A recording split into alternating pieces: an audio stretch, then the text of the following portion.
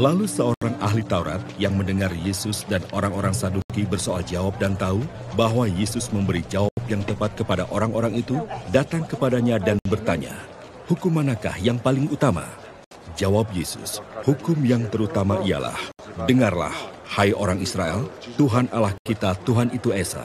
Kasihilah Tuhan Allahmu dengan segenap hatimu, dan dengan segenap jiwamu, dan dengan segenap akal budimu, dan dengan segenap kekuatanmu.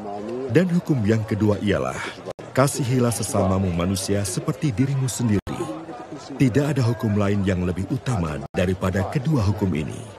Lalu kata ahli Taurat itu kepada Yesus, "Tepat sekali, Guru. Benar katamu itu, bahwa Dia Esa dan bahwa tidak ada yang lain kecuali Dia. Memang mengasihi Dia dengan segenap hati dan dengan segenap pengertian dan dengan segenap kekuatan, dan juga mengasihi sesama manusia seperti diri sendiri, adalah jauh lebih utama daripada semua kurban bakaran dan kurban sembelihan." Yesus melihat bagaimana bijaksananya jawab orang itu, dan ia berkata kepadanya, "Engkau tidak jauh dari kerajaan Allah." Dan seorang pun tidak berani lagi menanyakan sesuatu kepada Yesus.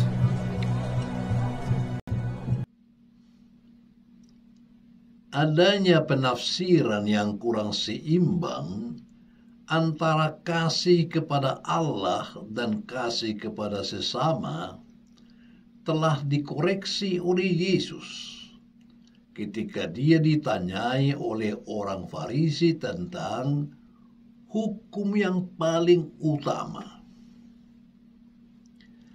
Yesus menegaskan keluhuran kasih kepada Allah. Namun, keluhuran itu hanya terwujud bila diimbangi dengan kepenuhan kasih kepada sesama.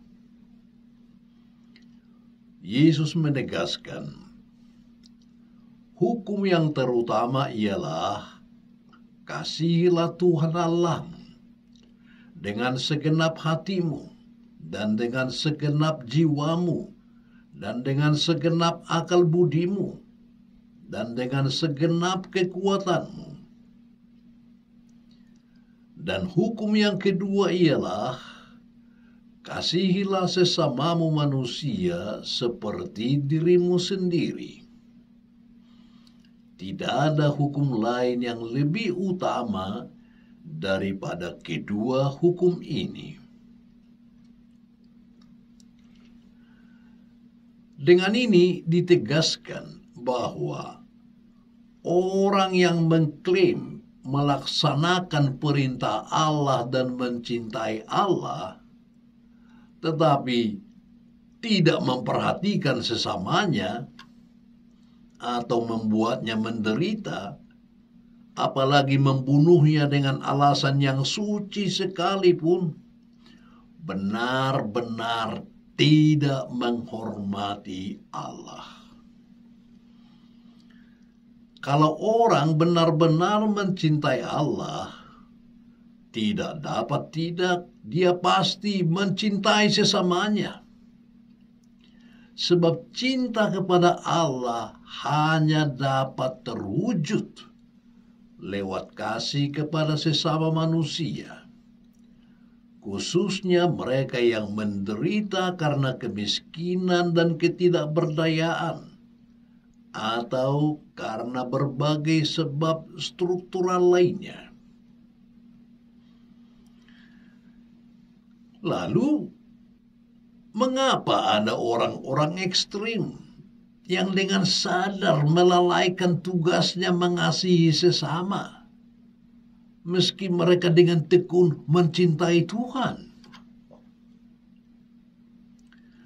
Kegagalan itu berakar dari ketidakmampuan banyak orang untuk mengkontemplasikan Allah dalam hidup batinnya.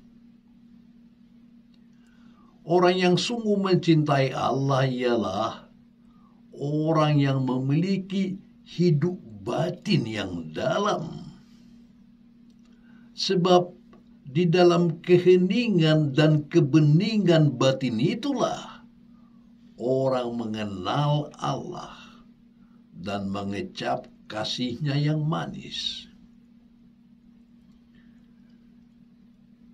dalam hidup batin yang dalam, orang mengalami mencintai dan dicintai Allah.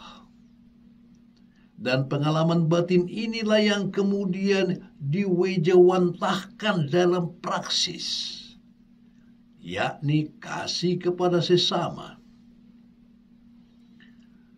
Jika seseorang tidak pernah mengalami Tuhan dan mencintai Tuhan di dalam hidup batinnya, tak mungkinlah dia mencintai sesama seperti dirinya sendiri. Pengalaman cintakan Allah adalah syarat utama untuk mampu mencintai sesama manusia. Manusia dapat mengkontemplasikan Allah bila dia mempunyai ruang batin yang sejuk di dalam dirinya. Tempat Allah bermukim, mengalirkan kasih dan perintah-perintahnya dari dalam. Orang yang suka menyengsarakan sesama, mencederai bahkan membunuhnya, tak mungkin memiliki hidup kontemplasi. Dan karena itu juga dia tidak mampu melaksanakan sebuah aksi mencintai sesama. Kasih itu mengalir dari dalam diri orang. Dan aliran itu hanya mungkin jika di dalamnya berdiamlah sumber kasih itu, yakni Allah sendiri. Tak seorang pun bisa mencintai sesamanya seperti dirinya sendiri jika Tuhan tidak bertahta di ruang kontemplasi yang terdapat dalam batin seorang manusia.